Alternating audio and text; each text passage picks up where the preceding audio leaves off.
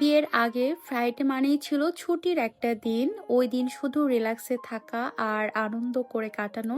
কোনো কাজ থাকতো না। কিন্তু বিয়ের পর ফ্রাইডে গুলাতেই কিন্তু আমার সবথেকে বেশি কাজ থাকে। শুধু আমার বললে ভুল হবে। আমার মনে হয় বিয়ের পর প্রত্যেকটা মেয়েরই তাই। শুক্রবারের দিন এলেই কিন্তু মনে হয় যে সবকিছু একটু বেশি করে ক্লিন করি, সমস্ত কাজগুলো একটু গুছিয়ে রাখি, যেন সপ্তাহের বাকি দিনগুলা একটু রিল্যাক্সে থাকা যায়। আসসালামু আলাইকুম সবাইকে, কেমন আছো সবাই?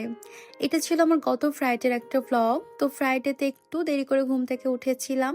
তারপর খুব ঝটপট করে একটা ব্রেকফাস্ট করে নিয়েছিলাম। জাস্ট ব্রেডের উপর একটু ডিম সেদ্ধ দিয়ে সস মিশিয়ে খেয়ে নিয়েছিলাম।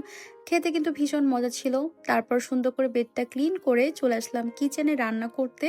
আর ওই দিন ভেবেছিলাম আমি একটু তেহারি রান্না করব। অনেক দিন হলো আমি তেহারি রান্না করি নাই। এখন তো মোটামুটি সবাই জানে গ্যাসের কি প্রবলেম। আসলে বাসায় একদমই গ্যাস থাকে না।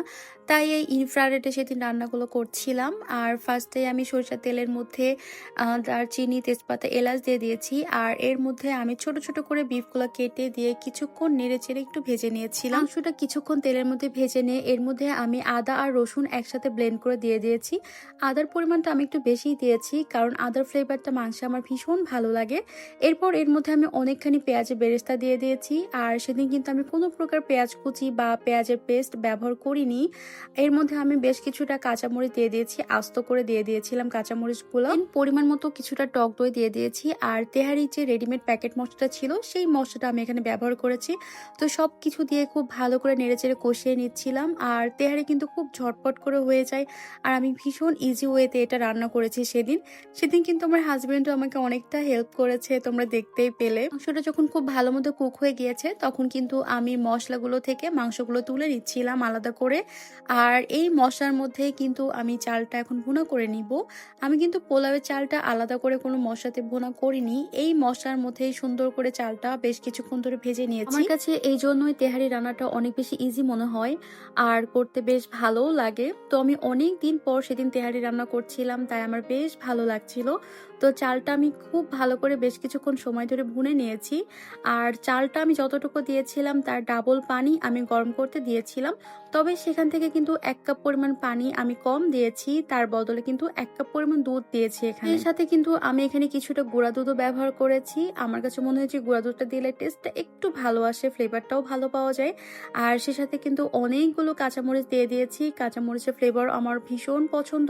আর এই তো পরিমাণ মতো লবণ দিয়ে দিয়েছি। কিছুক্ষণের মধ্যেই কিন্তু রাইসটা অনেকটা যখন হয়ে এসেছে, একটু ঝোল ঝোল থাকা অবস্থায় কিন্তু আমি মাংসটা দিয়ে দিয়েছি। এতে করে কিন্তু চালের সাথে মাংসটা মেশাতে অনেকটা ইজি হয়। সুন্দর করে মিক্স করে নিয়ে এর উপর আমি কিছুটা পেঁয়াজ বেরেস্তা দিয়ে দিয়েছি। তার সাথে কিন্তু বেশ কিছু পরিমাণ ঘি ব্যবহার করেছি। ঘিটা তো আমরা অবশ্যই দেওয়ার চেষ্টা করবে, ঘিয়ের ফ্লেভারটা কিন্তু খুব ভালো আসবে। এরপর কিন্তু আমি ঢাকনা ছিদ্রটা বন্ধ করে কিছুক্ষণ এটা দমে রেখে দিয়েছিলাম। আর এটা কিন্তু দমে থাকলেই হয়ে যাবে। তবে সেদিনের তেহারিটা কিন্তু আমার খেতে ভীষণ টেস্টি হয়েছিল। তবে চালটা কিন্তু একটু কম ফুটেছিল। কয়েক মিনিট দমে রেখে দিলে কিন্তু এটা একদম পারফেক্ট হয়ে যেত। কিন্তু আসলে সেদিন অনেক বেশি লেট হয়ে গিয়েছিল, তার জন্য আমি ওইভাবেই সার্ভ করে দিয়েছিলাম। এই তো দুপুরে সবাই একসাথে খাওয়া দাওয়া করলাম। তারপর আমরা সন্ধ্যার দিকে চলে গিয়েছিলাম একটু ফ্রিজ দেখতে।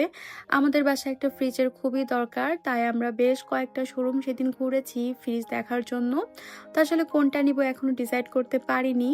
আর কিনতে গিয়েছিলাম একটা জিনিস আর আমার চোখ যায় অন্য জিনিসে।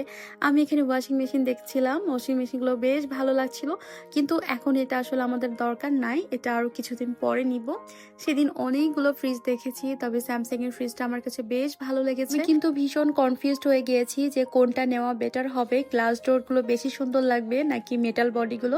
তোমরা কিন্তু অবশ্যই আমাকে সাজেস্ট করো যে ডাবল ডোর ফ্রিজের জন্য কোন ফ্রিজটা নেওয়া বেটার হবে। আমার বাসায় প্রায় 2-3 মাস ধরে এই পার্সেলগুলো জমা হয়ে আছে। আমি আসলে ওয়েট করছিলাম আমার হোম ডেকোরের প্রোডাক্টগুলো যখন সবগুলো আমি হাতে পেয়ে যাব, তখন সবগুলো প্রোডাক্ট আমি একসাথে আনবক্সিং করব আর একটা ভিডিও শেয়ার করব তোমাদের সাথে। কিন্তু আমি আসলে আর ওয়েট করতে পারলাম না, খুলেই ফেলেছি সেদিন। তো খুলে তো বেশ ভালো লেগেছে, বিশেষ করে এই ওয়াল ডেকোরের সেটটা আমার কাছে খুব ভালো লেগেছে। তারপর সেদিন যেহেতু ফ্রাইডে ছিল, ভাবলাম আমার জামাইকে একটু সারপ্রাইজ দিই, একটু শাড়ি পরি, ওর জন্য ওয়েট করি। তো আমার হাজবেন্ড খুব লেবু শরবত খেতে ভীষণ পছন্দ করে। ওর জন্য আমি একটা লেবু শরবত এখানে বানিয়ে রাখলাম। আমি জানি এই লেবু শরবতটা যখন ও দেখবে ও ভীষণ খুশি হবে। আমার হাজব্যান্ডটা কিন্তু এই সামান্য কিছুতেই অনেক বেশি হ্যাপি করা যায়। এরপর আমি শাড়ি পরে ওর জন্য ওয়েট করছিলাম। ও তো অনেক বেশি খুশি হয়েছে সেদিন। সেদিন কিন্তু আমি অনেক বেশি টায়ার্ড ছিলাম, কারণ সারাদিন আমি অনেক ব্যস্ততার মধ্যে কাটিয়েছি। আমার শরীরটাও অনেক বেশি খারাপ লাগছিল।